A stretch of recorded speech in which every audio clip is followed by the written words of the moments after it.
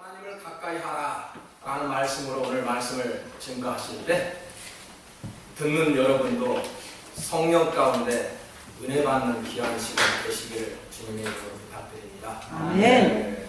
사람은 가장 아름다운 모습이죠. 이 세상에서 가장 아름다운 모습은 사람입니다. 그런데요, 반면에 가장 악한 모습도 사람이 가지고 있습니다. 그래서 이 세상을 살아가면서 사람을 잘 만나야 합니다. 저는 새 사람을 잘 만나야 한다고 생각합니다. 어떤 사람을 만날 수 있습니까? 우리가 인간이 태어나면은 누구를 가장 먼저 만납니까? 부모를 가장 먼저 만나게 되죠. 부모를 잘 만나야 합니다. 훌륭한 부모 밑에서, 좋은 부모 밑에서 자란 아이들의 삶은 건강하게 잘 자라고 있는 모습을 봅니다. 이 아이들이 성장합니다. 누구를 만날까요? 이제는 부모를 떠나갑니다. 친구들을 만나죠. 좋은 친구들을 만나야 합니다. 어떤 친구를 만나느냐에 따라서 나의 가치관이 달라지고요, 세상 사는 방법을 친구들로부터 배우게 됩니다.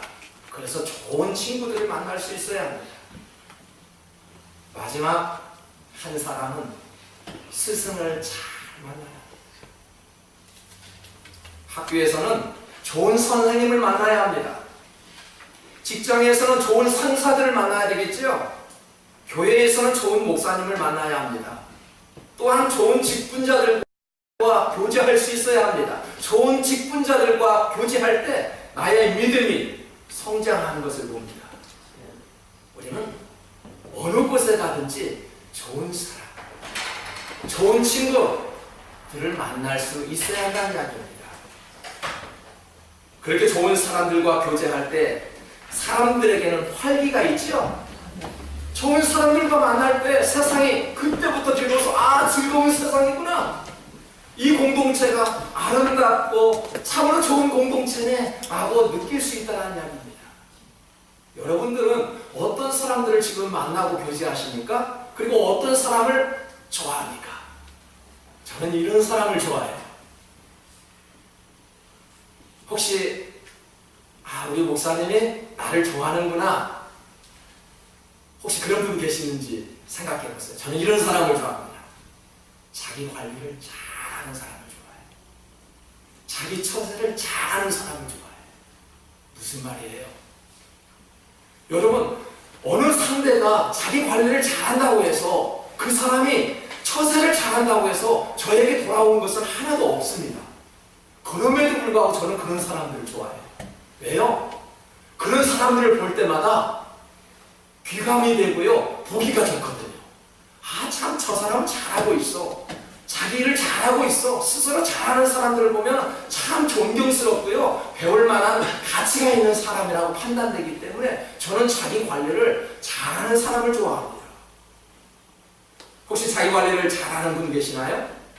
저뿐만 아니라 많은 사람들이 여러분들을 존경하고 있을 것입니다. 야고보서는 사람들과의 관계를 이처럼 중요시 여기고 있습니다.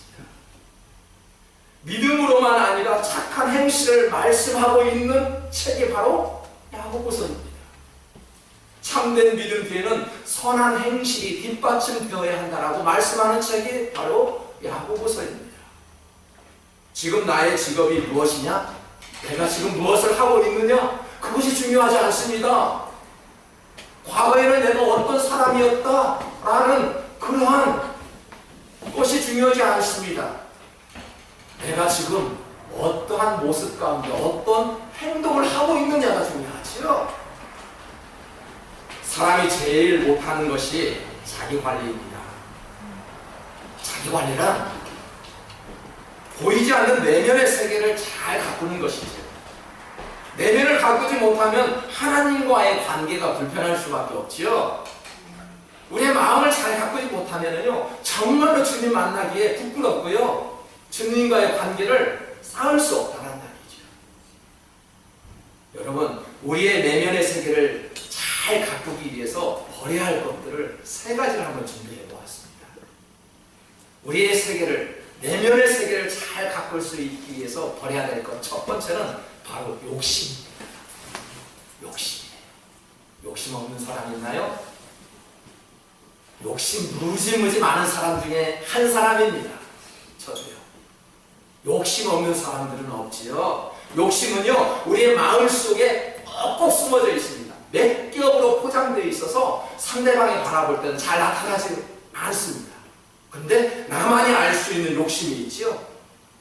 누구나 다 욕심을 가지고 있다는 이야기입니다. 야고보는 1절에서 너희 중에 싸움과 다툼이 어디로부터 나느냐? 너희 지체 중에서 싸우는 정욕으로부터 나는 것이 아니냐라고 물었습니다. 모든 전쟁은 무엇 때문에 싸울까요? 욕심 때문에 싸우는 거 아닙니까? 넓은 땅을 차지하기 위해서 창을 던졌던 과거의 시대가 있었습니다. 아직도 많은 이익을 추구하고자 핵을 개발하고요, 총을 겨루고요, 전쟁 준비에 만반의 태세를 갖추고 있는 여러 나라들이 있습니다. 여러분, 싸움은 상대가 잘못해서라기보다도 나에 대한 욕심 때문에 싸움이, 그리고 시비가, 그리고 다툼이 일어날 수 있다는 거예요. 사람들에게 어떤 욕심이 있을까요? 누구에게나 버리지 못하는 물질의 욕심이 있지요. 우리가 잘 아는 것입니다. 물질 욕심, 그거 하나 버리기 어렵습니다. 명예 욕심이 있습니다.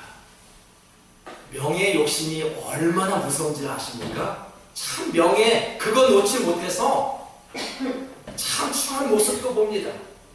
목사라는 직함 그 하나만 가지고도 얼마나 귀합니까? 목사라는 직함, 장로라는 직함, 권사, 집사라는 그 직함 하나만 가지고도, 아니요, 성도라는 직함 하나만 가지고도 하나님께서 존귀하게 여기시는데 그 직함은 다 숨겨버리고요. 무슨 장이에요? 무슨 회장이에요? 목사님들 정말 반성해야 합니다. 저부터 반성했습니다. 그런 명예요, 정말로 조심해야 되지요. 음식을 탐하는 욕심도 있습니다. 10계명의 마지막 계명에서 탐하지 말라는 이웃을 탐하는 그런 경우도 있지요. 내 것보다도 이웃집에 있는 것들이 더 좋아 보여요. 내 아내가 예쁜데 이웃집 아내가 더 예뻐 보여요. 왜 그럴까요? 내 물건이 더욱더 소중한데 옆에 있는 친구 것이 더 소중해요. 이웃집을 탐하지 말라는 말씀이 10계명 마지막 계명입니다. 그것도 하나의 욕심이지요. 욕심은 불필요하지 않을 수가 없습니다. 욕심이 필요할 때가 있지요. 그러나 그 욕심 때문에 자기가 무너지는 결과를 초래하기도 합니다. 그래서 하나님과 가까이 할 수 있는 최상의 방법은 먼저 욕심을 버려라 라고 말씀하는 것입니다. 야고보서 1장 15절에 보니까 욕심이 잉태한 즉 죄를 낳는 죄, 그리고 그 죄가 장성한 즉 사망을 낳는다고 말씀합니다. 욕심 때문에 죄를 짓고 죄가 자라면 결국은 죽는다는 것입니다. 성경에서 욕심 때문에 죄를 짓고요, 욕심 때문에 쫓겨나고요, 욕심 때문에 죽은 사람이 누굴까요? 아담과 하와이 아닙니까? 그 에덴 동산에는 하나님께서 충분히 먹을 걸로, 많은 것들로 풍성하게 채워주셨죠. 그중 한 가지만 먹지 말라고 했어요. 선악과를 알게 하는 나무의 실과는 먹지 말라 라는데, 그 많은 먹을 것을 놔두고 그거 한 가지를 먹었습니다. 먹기 싫었죠. 왜요? 하나님의 말씀이기 때문에. 불순종하면 죽는다는 것도 알았습니다. 갑자기 뱀이 유혹하지요. 먹어, 괜찮아. 그거 먹으면 하나님과 같이 되고 눈이 밝아질 거야. 아담과 하와는 먹었습니다. 하나님 말씀 가운데 살았던, 순종하였던 그 그 사람도 한순간에 유혹에 무너져 버리고 말았죠. 우리는 믿음의 사람들입니다. 말씀도 잘 아는 사람들입니다. 하나님께서 귀한 직분도 주셨습니다. 그럼에도 불구하고 세상적인 유혹으로부터 우리는 넘어질 수가 있죠. 욕심 때문에. 결국은 아담과 하와는 에덴 동산에서 쫓겨나고 그 죄 때문에 결국은 죽고 말았다는 사실입니다. 우리의 욕심은 하나님을 무시하는 것이고 하나님을 멀리하는 최고의 적입니다. 또 하나는 무엇일까요? 버려야 할 것이 있다면 이기심입니다. 이기심이란 자아 충족 욕구로 누구에게나 내재되어 있는 원초적 본능이지. 다 가지고 있다는 이야기죠. 누구나 외형 없이 이기심을 다 가지고 있다는 이야기입니다. 이기적이 나쁜 것일까요? 절대 나쁜 것이 아닙니다. 이기적이라는 것은 내가 살겠다고 하는 원초적 본능이라고 했죠. 나쁜 것이 아닙니다. 내가 살겠다고 나를 방어하는 것이 이기적이라고 이야기했는데 그게 나쁜 것이 아니라는 이야기죠. 여러분, 어떤 여인이 아이를 낳았습니다. 그 아이는 자기가 살겠다고 엄마의 젖을 빨아줍니다. 이기적입니까? 엄마의 건강 상태는 살피지도 않고 나만 살겠다고 빨아대는 아이의 모습, 내가 살겠다는 본능적인 모습입니다. 이 아이가 자랐습니다. 엄마의 젖을 빨 수 있을까요? 빨면 이상하죠? 이상합니다. 그때부터는 질서가 무너지기 시작하지요. 자아 충족이 과하면 성인이 되어서도 부모에게 의지하는 경향이 있습니다. 자신에게 필요한 것 이상을 탐했을 때 건강에 이상이 생기고요. 상대와 다툼이 생기기 마련입니다. 우리가 성인이 되면 다른 방법을 찾아야 합니다. 어렸을 때 그 모습을 버려버리고 이제는 성인된 모습으로 새롭게 살아가는 것. 그렇게 되어야 하죠. 본문 2절을 보십시오. 너희는 욕심을 내어도 얻지 못하여 살인하며 시기하여도 능히 취하지 못함으로 다투고 싸우는구나. 너희가 얻지 못하면 구하지 아니하기 때문이라 라고 말씀합니다. 너희가 욕심을 내어도 얻지 못한다고 했지요. 이룰 수 없는 끝없는 욕심이 우리 자신을 노예로 만들어버릴 수 있다는 이야기죠. 또 살인하며 시기하여도 능히 취하지 못하나니 라고 말씀했는데 여기에서 살인은 다른 사람을 죽이는 것을 의미하는 걸까요? 살인이라고 해서 다른 사람을 죽이는 것이 아닙니다. 이 말씀은 사람의 인격과 영성을 짓밟아버린다. 사람이 사람을 죽인다고 해서 그 사람을 죽이는 거 아니죠. 그 사람을 무시하고요, 무관심하고요, 인격과 영성을 짓밟아버리면 그 사람은 죽어버립니다. 정치인들의 주특기죠. 참 잘합니다, 정치인들. 사람 한 사람 죽이는 거 쉬운 일입니다. 그 사람의 약점과 실수를 파헤쳐서 한 사람의 인격을 생매장해 버립니다. 그러면 그 순간부터 죽어버리죠. 그러나 그렇게 해서 자신에게 얻어진 것은 아무것도 없습니다. 그러한 이기심 때문에 빚어지는 다툼으로 결국 초라한 자신의 모습만 남게 되는 것입니다. 그래서 정치하면 사람이 늙어진대요. 교회에서도 정치하는 목사님들 계시죠. 정치하는 성도들 계십니다. 나와 다르면 그 사람의 약점을 드러냅니다. 내 편으로 만들어냅니다. 교회가 정치하는 순간 교회는 어수선하게 되고요, 교회 안에는 은혜를 찾아볼 수 없습니다. 물론 교회에도 법이 있습니다. 권징이 있습니다. 그러나 법정에 가면 그 교회는 이미 끝난 교회입니다. 자기들끼리 열심히 예배드린다고 해도 하나님께서 마지막 때에 난 너를 모른다 라고 말씀합니다. 아무리 작은 기회를 할지라도, 아무리 내가 작은 사역을 할지라도 정직한 마음으로 하나님 앞에 드려지면은 참 잘했다. 작은 일에 충성된 종이다 라고 말씀하실 것입니다. 우리가 예수님은 마태복음 25절에 재판장으로 가는 비유에서 이렇게 말씀합니다. 너를 고소하는 사람과 함께 법정으로 갈 때에는 도중에 얼른 그와 함께 화해하라.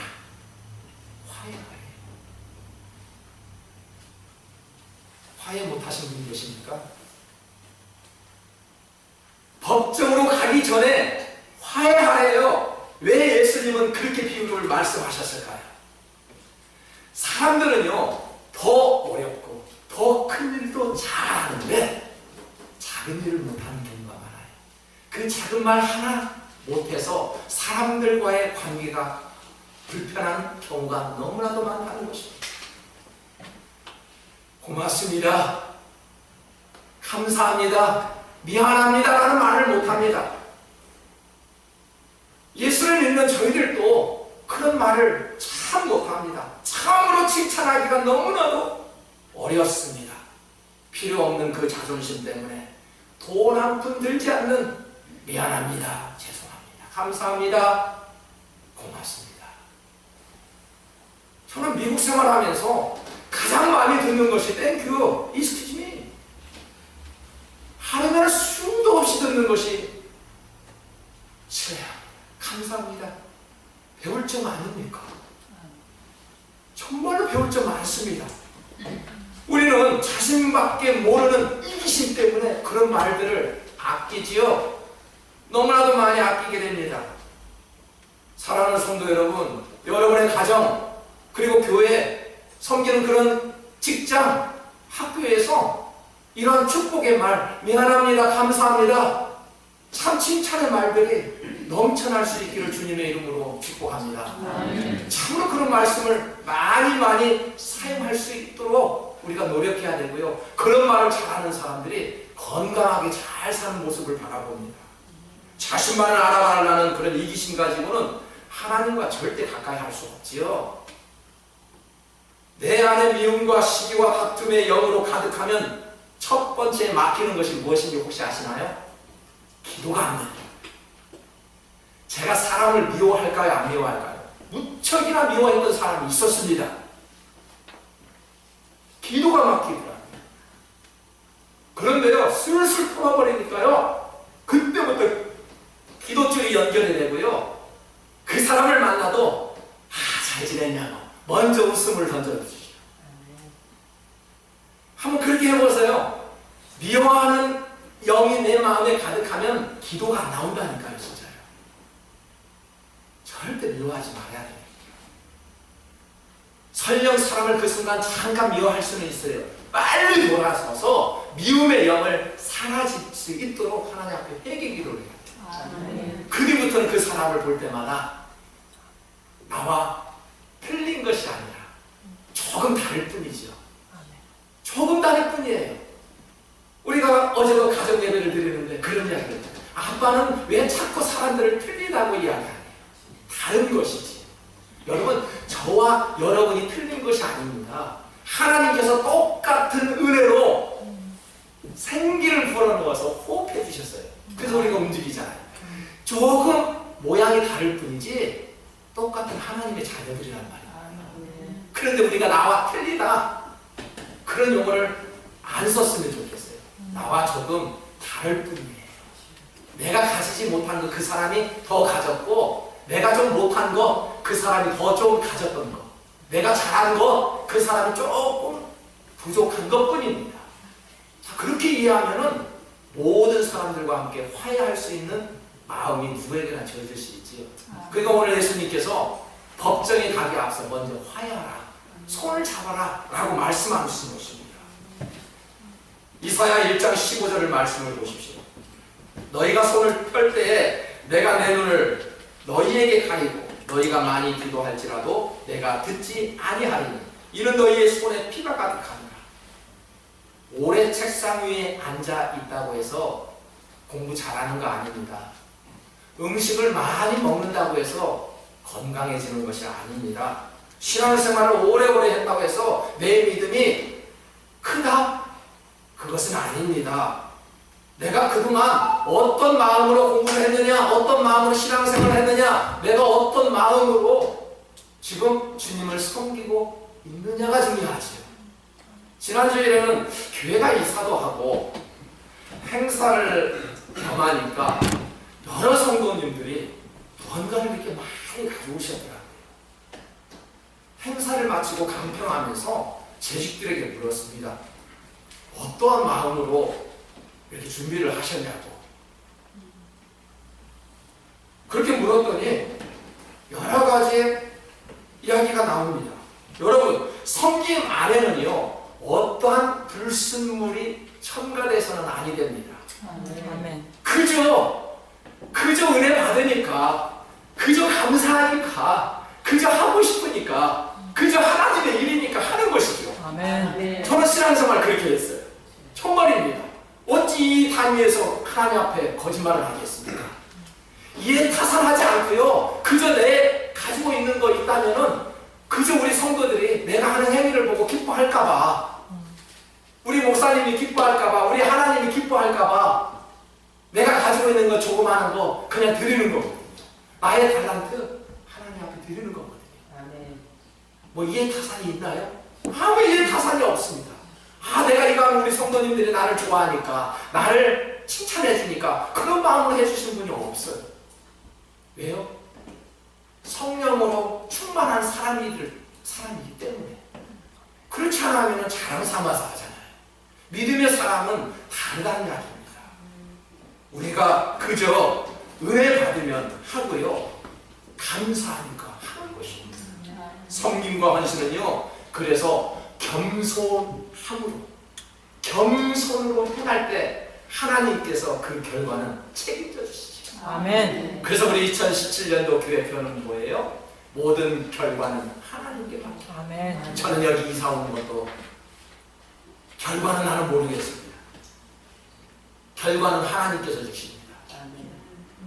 하나님께서 성도들을 이곳에 선한 믿음께 보내주시는 것, 여기에서 신앙생활 잘하는 그런 결과는 전 모르겠어요. 하나님께서 그 열매 맺어주시지 믿습니다. 모든 결과는 하나님께 맡겨야 되지요. 10절을 한번 보겠습니다. 주 앞에서 낮추라. 그리하면 주께서 너희를 높이시리라. 내가 부서장이 되고, 내가 노회장이 되고, 무슨 부총회장이 되고 총회장이 된다고 해서 내가 높아지는 것이 아니랍니다. 내가 무엇을 한다고 해서 높아지는 것이 아니라는 것이. 교만은 하나님처럼 된다는 사탄의 입에서부터 시작된 것이지요. 교만한 사람은 자신을 높아지려고 애를 쓰는 사람이지만, 겸손한 사람은 사람이 높여주시죠. 그리고 하나님이 높여주시죠. 왜 우리가 겸손하게 할까? 내가 높아지려고 할 때는 낮아집니다. 그래서 저는 자꾸 자랑하는 사람들 저는 별로 존경하지 않습니다. 자꾸 자랑하려고 그래요. 그러면 마이너스 되는 걸 아십시오. 뭐 우리 양 부모님 한국에 계시고 미국에 계시지만 저는 자랑하지 말라고요.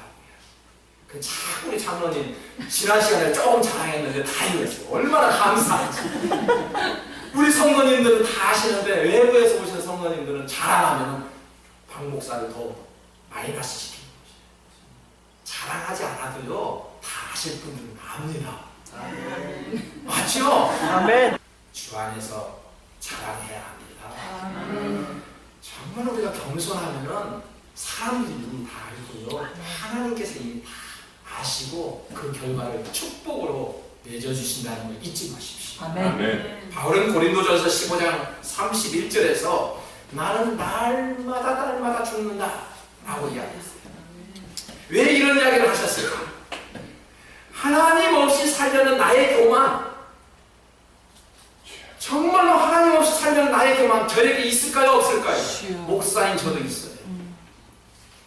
오늘은 좀 예배 좀 쉬었으면 좋겠네, 오늘은 좀 편안했으면 좋겠네, 그런 마음은 누구에게나 다 가지고 있다는 얘기죠. 다행히도 하나님께서 저에게 건강 주시고 열정 주시고 믿음 주셔서 6년 동안 한 번을 결근하지 못했습니다. 얼마나 감사한지 몰라요. 나 아니면은 설교 못한다라는 각오를 하나님께서 그런 순수한 열정을 심어주셨어요. 주일날 안 아파요. 제가 왜 안 아프겠습니까? 왜 속이 쓰리지 않겠습니까? 그저 사명이니까. 쓰러질지라도 여기서 쓰러지겠다고. 이것은 영광이에요. 여러분, 교회 안에서 쓰러지세요. 길바닥에서 쓰러지세요. 영광입니다. 교회 안에서 예배드리다가 쓰러지면. 그런 각오가 우리에게 있어야 된다는 이야기죠. 주의 일에 힘쓰라는 이야기죠. 그래서 바울은 날마다 죽노라라고 이야기했어요. 교만 앞에서 스스로 자기를 죽이는 것입니다. 왜 바울이 왜 죽어요? 그렇게 똑똑하고 잘난 사람이 왜 죽습니까? 안 죽습니다. 그런데 자기 자신을 죽인대요. 왜요? 교만해질까 봐. 그래서 바울은 자기의 자랑을 자랑 삼아서 이야기하는 것은 딱 한 가지 있었죠. 뭘까요? 십자가만을 자랑했어요. 그렇게 자랑할 것이 많았는데도 불구하고 다 던져버리고요. 십자가만을 자랑했다는 이야기입니다. 그가 평생 변함없이 신실하게 사역할 수 있었던 것도 이렇게 자기 주인이 강하기 때문에 끝까지 주님을 놓지 않았던 결과였습니다. 사랑하는 성도 여러분, 어떤 마음으로 신앙생활을 하고 계십니까? 신앙생활을 하면 할수록 하나님과 가까워지는 것이 당연한 일이죠. 신앙생활을 하면 할수록 세상과 멀어지는 것이 당연하죠. 신앙생활을 하면 할수록 고개가 숙여지고요. 신앙생활을 하면 할수록 말이 달라지고 행동이 달라지는 것입니다. 이런 사람을 우리는 겸손한 사람, 하나님과 합한 사람이라고 말씀합니다. 오늘 말씀의 결론입니다. 자기 관리 잘 하시기 바랍니다. 표정 관리, 이 마음 관리, 특히 신앙 관리를 잘 하시기 바랍니다. 신앙은 생명차와 같습니다. 관리 못하면 죽습니다. 관리 잘하면 여러분의 신앙이 살아납니다. 오늘 예수님을 붙잡고 말씀으로 영향을 공급받아 하나님과 합한 선한 믿음 공동체 모두가 되시기를 주님의 이름으로